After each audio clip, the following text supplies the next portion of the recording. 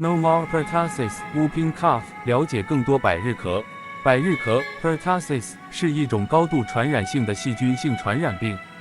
一开始的病征通常类似于普通感冒，会有流鼻水、发烧和轻微咳嗽等症状。之后几周会伴随住剧烈咳嗽，就连呼吸时也会发出高音调的呼啸声。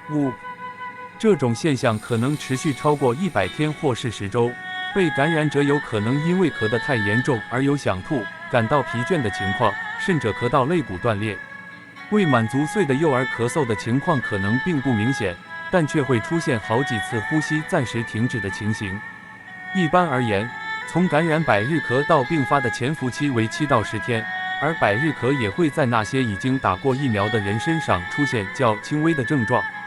人为百日咳杆菌的唯一宿主，其主要侵犯的对象是孩童，有一半的个案是1岁以下的婴儿，且此病较常发生在女孩身上。传染途径主要是由空气传染、间接或飞沫传染、直接。病菌经由患者呼吸道之飞沫散播后，进入易感宿主之呼吸道而传染，并不需要经由媒介物传染。感染性病菌经常是经由兄弟姊妹或父母带回家散播。早期阵发性咳嗽未出现之前，疾病具有高度传染性，之后传染力逐渐降低，约3周之后，纵使病人仍有持续痉挛性咳嗽或哮喘，亦不具传染性。百日咳的典型症状是发作性、阵发性咳嗽，吸气效鸣音，面色苍白，可能在剧烈咳嗽后伴有呕吐。百日咳的咳嗽已经发现可以导致结膜下出血、肋骨断裂、尿潴留、疝。咳嗽后晕厥，以及椎动脉夹层。剧烈的咳嗽可以导致胸膜破裂，导致气胸。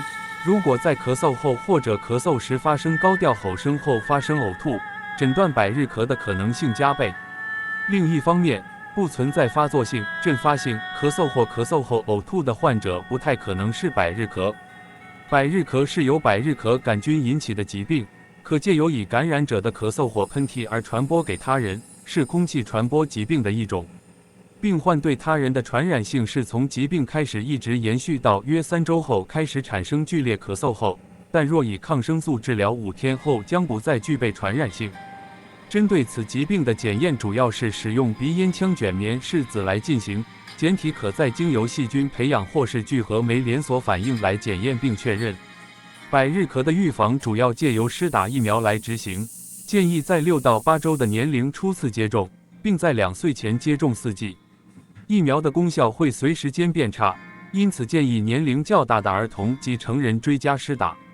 对于已暴露在即有罹患严重疾病风险的人来说，抗生素可用来预防此疾病。